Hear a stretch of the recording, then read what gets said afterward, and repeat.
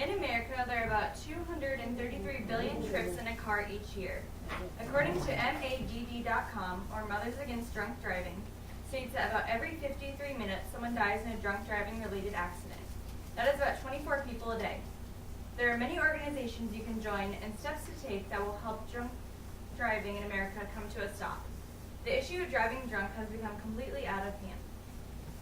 First, drunk driving in America. According to the National Council on Alcoholism and Drug Dependence Incorporated, all states have decided that 0.08% BAC is the legal limit for operating a motor vehicle in drivers 21 years and older.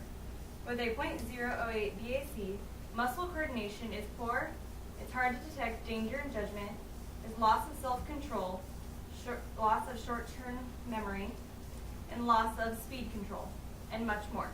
A 0.08 BAC is considered a generous amount that the U.S. gives to drive under the influence. On average, the blood alcohol level among fatal crashes is about 0.16%, but not always. Like I stated in my introduction, in America, about 24 people die every day from an alcohol-related crash, which can also include boating, snowmobiling, four-wheeling, and any other type of motor vehicle. Although it may seem fun at the time, it will not be fun when someone is injured or worse. In the year 1982, America saw the largest amount of deaths caused by a drunk driver.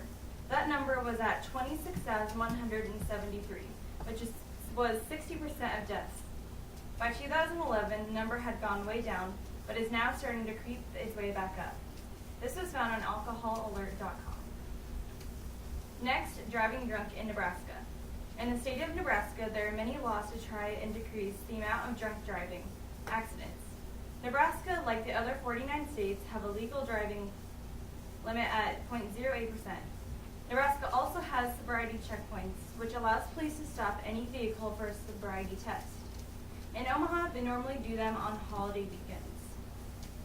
Nebraska also passed a law where a judge can give a driver convicted of a DUI an ignition interlock. An ignition interlock is a device that makes you blow on a breathalyzer. If your BAC is above 0.08%, the ignition will not turn on. Nebraska also has the child endangerment law. If someone drives under the influence with a child in the car, they will be charged with child abuse as well. According to alcoholalert.com, in 2011, Nebraska had 190 car fatalities. 59 were alcohol-related, which is about 31%. In 2008, there were 223 car-related deaths. 66 were alcohol-related, which is about 30%. There are many organizations to help end drunk driving. The most talked about is MADD. Mothers Against Drunk Driving is an organization where not only mothers, but everyone in a family can sign a pledge to always drive sober and only get into the car with a sober driver. In Nebraska, there is a group of police officers who visit local high schools and give a presentation about drunk driving. They show stories of teachers, adults, and children who lost their lives due to an alcohol-related accident through videos and pictures.